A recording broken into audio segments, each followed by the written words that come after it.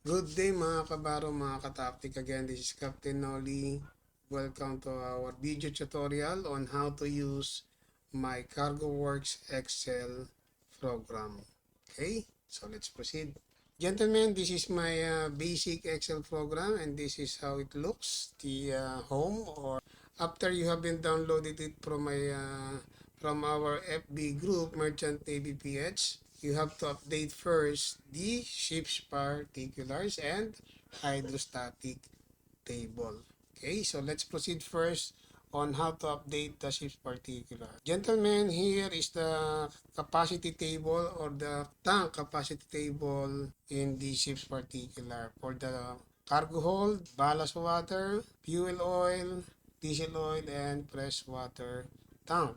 So on the right side, you can update also the assigned freeboard and then some of the ship's particulars. The length overall, the LPP, the drop between marks. Okay, there is a instruction on how to update or how or when to put negative sign in the drop between marks. And then on the last part is the drop mark datum line. Try to find on your basic design and finished plan this section of drop mark datum.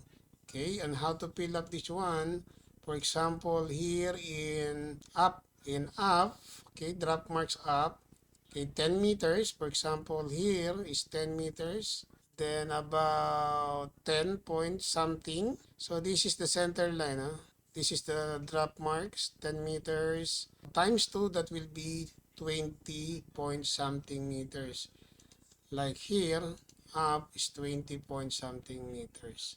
So this one is very useful in drop survey.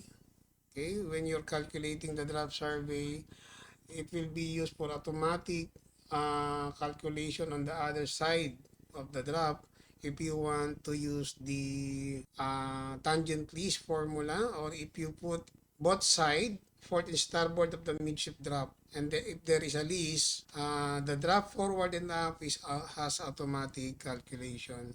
So this is the purpose of this section of datum line of drop marks. That's the only thing to be updated here in ship's particulars. Next, let's proceed to the hydrostatic table. On the hydrostatic table, first you have to select the interval of the drop you wish to input on this table. For example, in our vessel, the interval of hydrostatic data in our vessel is about 5 centimeters. So I just input every 10 centimeters. So you can update this one little by little if you are newly embarked. Okay, like for example, you just embark with the initial drop survey about 7.5 meters mean drop. So you have to update from 7 meters up to 8.1 first. And if you have time, try to update it immediately. And if you wish to find the divisible by centimeter, you can check this button, show hydrostatic table.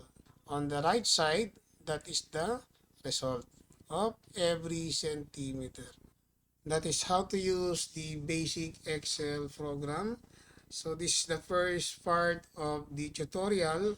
So I will make little by little tutorial on how to use this Excel program of mine for the for the cargo calculation for bulk carrier. If you wish to learn in advance, or if you wish to learn the basic calculation, you can try to explore these green buttons on the fourth columns of buttons. So here is the step by step how to calculate, okay, the change of drop due to change of density, and so on and so forth. So that's all for today, and see you on my next video tutorial on how to use my basic Excel program. And if you wish to follow me in YouTube channel, you can follow me also, where you can find some of my video tutorial, fast video tutorial on this cargo calculation. So that's all for our short tutorial mga kabaro, mga kataktik. If you think that this short tutorial and CargoWorks Excel program of mine would be helpful to everyone, please don't hesitate to share. If you think that it would be helpful to everyone, baka naman pwedeng makahingi ng inyong likes. And don't forget to subscribe na rin po. Thank you po and good day.